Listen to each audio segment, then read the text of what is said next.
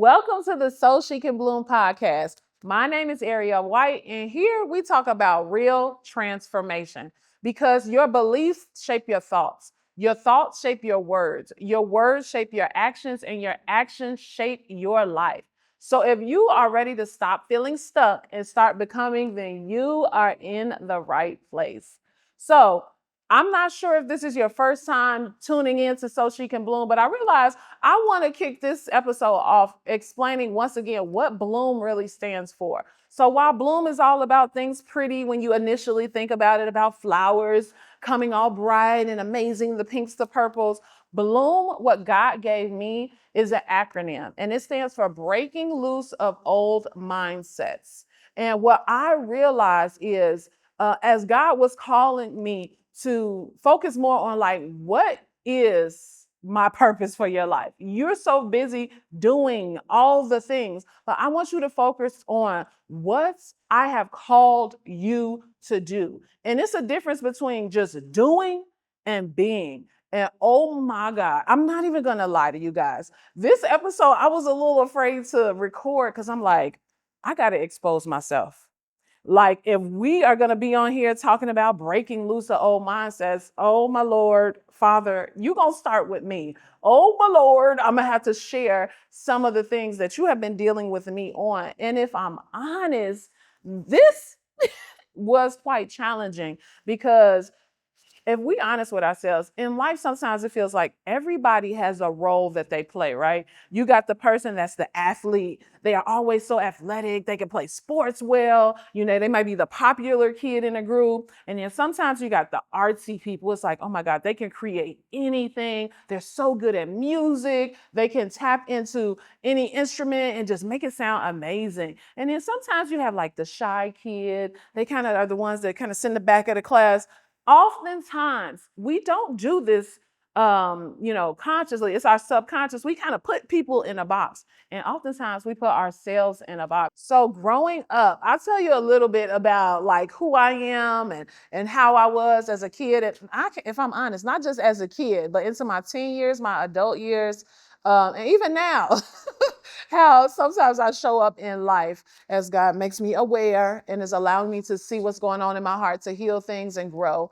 Like I was the kid, maybe I was the kid that kind of got on your nerves, and I'm about to show my age a little bit because back in the day, when a teacher would leave the classroom, she would pick one student to be in charge of the class, and she would say, whoever is acting up in class, I want you to write their name on the board. So because, I was the teacher's pet of all teachers' pet, because I knew how to show up in class, how to listen, how to help the teacher if they needed papers passed out.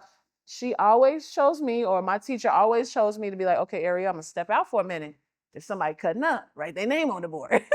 So maybe for you, I wasn't your favorite person, but that was me. Like I was reliable, and I love being the reliable person. Like I love knowing that if I made good choices, if I got good grades, if I showed up early to help the teacher, that like I was helping her. Like it was something about that I just absolutely loved. And it wasn't just with teachers, even with my parents. Like I'm the middle child, and they always have like stereotypes for the middle child. But I loved like helping my parents. Oh my goodness, I would get up early. Once my parents showed me how to make coffee, and coffee was like their love language, I said, "Oh, I could get up early. I can make their coffee." And I knew that I was going to be seen special in their eyes because I just made their day so much better. I was giving them coffee. Sometimes I would make breakfast. Like I found so much joy and pleasure in like what I could do to help make people's life easier.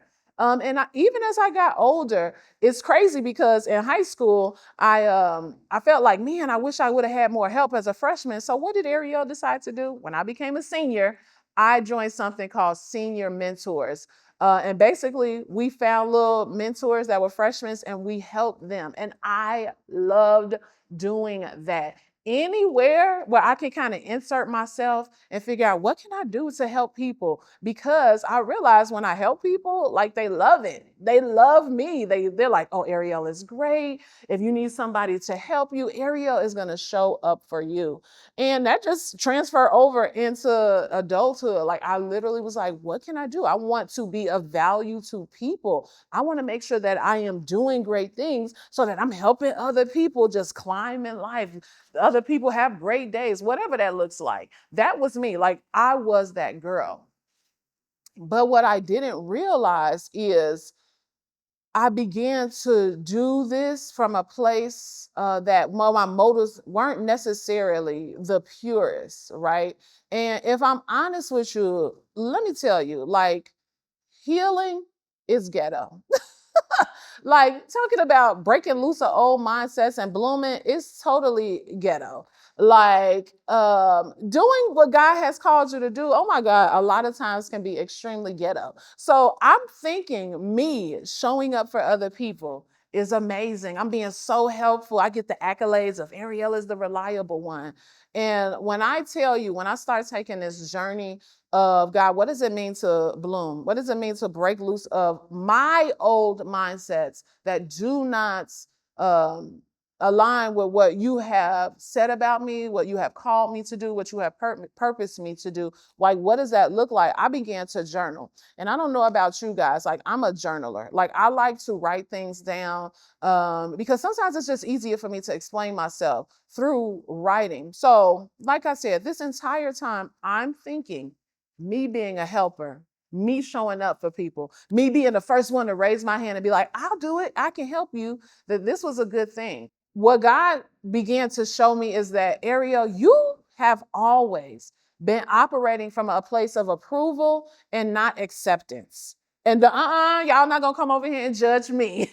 Because honestly, we all do it. How many of us don't realize that I don't have to work for things, but because of who my Father is, because of who Jesus is, like, I have already been approved by him. So I don't have to work for acceptance. And if I'm honest with you guys, the reason why I think it was so hard, so easy for me to kind of fall into this idea of, if I do more, people will like me more. If I volunteer, if I sacrifice what I want and help other people, is because honestly, we live in a society that is obsessed with doing. We live in a culture that's like, the more you do, the better you are. Are you putting out the new content? Are you doing the photo shoot? Are you out in the world going to all the amazing events? Are you showing up for your friends? Are you doing the diet? Are you doing? Our culture is obsessed with doing. That's why it was easy for me my entire life to walk around and feel like, oh, I'm a good girl. I am doing all the things for people. I am being accepted because I am doing. But what God was showing me was I was doing the same thing with him. I thought, oh, in order for my Father to love me, I need to make sure my timer goes off at the right time. I got to make sure I listen to this worship song in the morning. I got to make sure I have my scheduled time with the Father. I need to make sure I am doing. I need to make sure I'm that showing up and doing ministry. I am showing up and doing things to help people. I am doing. And I think what is so very important about breaking loose of old mindsets is, it's not a bad thing to want to show up for people. It's not a bad thing to want to support other people. It's not a bad thing to say, you know what, I want to help somebody else. That's not a bad thing. But when you are doing it from a place of I want to be accepted, and not a place of, this is what my Father has called me to do, then that's when our hearts are jacked up. And I'm about to share something with you guys, and I'll probably say this quite often. Nobody want to hear it because it's not sexy.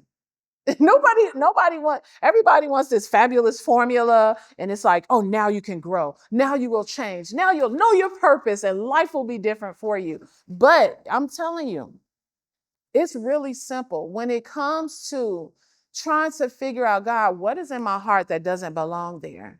The easiest way to do that is simply by being with your Father. See, like I said earlier, a lot of times, even my time with God, my motives was off, my heart was off, because it's like, what can I do to make you accept me? What can I do to make you know that I love you? And God is like, all right, I paid the price. You already are approved in my eyes. So you don't have to do anything. You simply have to be connected to me. And this is so hard for us. Like, I'm saying it out loud, and it's a simple idea, but it is very hard for us. This is how I know it's hard.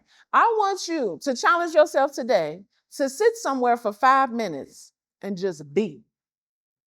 Don't talk. Don't listen to music. Don't have your phone anywhere near you, because Lord knows the phones are, my God, distracting. Simply sit and be for 5 minutes.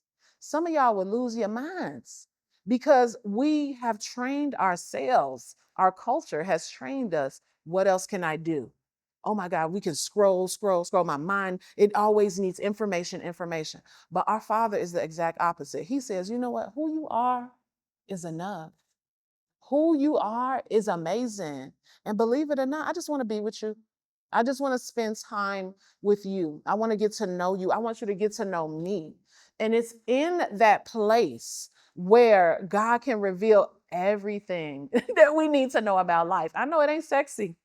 It don't sound like, oh my God, the bells and whistle, but simply being connected to your Father is the game changer. It's the secret sauce. That's really all you need. And I'm going to read to you what I actually wrote in my journal. Because like I said, as I am taking this journey of blooming, and I realize it's so much more authentic when I don't act like I'm an expert in this area, because I'm not. It's actually I said, is this, when God called you to do something that's ghetto, it's actually ghetto to do this podcast, because this is not an area that I have perfected. This is an area that God is like, I called you to do it, and you're going to grow alongside of some people. Yeah, you're going to be able to pour down into some people too, but you're going to be growing alongside on this journey. But as I was writing in my journal, this is what God gave me. And he said, you you do out of obedience, not out of acceptance. So the times you move, you need to be doing out of obedience to God, not out of acceptance to man. My habit of constantly showing up for people, constantly putting others' needs above mine, constantly saying, let me do, was not out of often obedience to what God called me to do, but because I wanted to be accepted. I wanted to be loved. I wanted to be enough. I wanted to be the person where people are like, oh, Ariel's amazing. We love her. I wasn't doing it simply to be obedient to God. I also said, you have been doing for acceptance. Break loose of that old mindset. You were always enough. Always. I put this in capital letters because sometimes I need this constant reminder. With your parents, you were doing. With your friends, you were doing. With your teachers, you were doing. With people, you were always doing for acceptance. But today, that changes. Now, you operate from a place of knowing, a place of understanding, a place of clarity. Now it's time to lead others to this place. Being with me is where you get to know me so that I can direct your path. And this is, I wrote this, it's in here in my journal. And listen, it sounds like a simple revelation. And if I'm honest, God is speaking to me a lot about, we need to get back to the fundamentals. Simply being with me, reading the word, praying, understanding your value and worth, knowing what I say about you and not what other people say about you. Like that's what God really had me focus in on. And even though it's simple, it's not easy. Like this idea of, Ariel, you're always enough. That's what God told me. Always. You were always enough. He had me write always a lot. You were always enough. But this is where we have to ask God to reveal ourselves to ourselves. This is where we have to ask God, Lord, search my heart. Whatever is not like you, God, whatever is not of you, God. Show me what that is so that I can begin to remove those things out. Because oftentimes, and I say this at the beginning of the show, that our beliefs shape our thoughts shape our words shape our actions. And the reason I say that is because it's a domino effect. If our hearts are rooted in unbelief, if our hearts are rooted in insecurity, then any thoughts that is a seed oftentimes that's planted in our heart, that is the thing that's going to grow. So it's easy for me to take captive of a seed that's planted in my heart that's a lie and toss that out. But if the soil of my heart is rooted in insecurity, if it's rooted in doubt, then anytime a thought that doesn't align with God's word comes into my heart, I'm going to grab hold of that.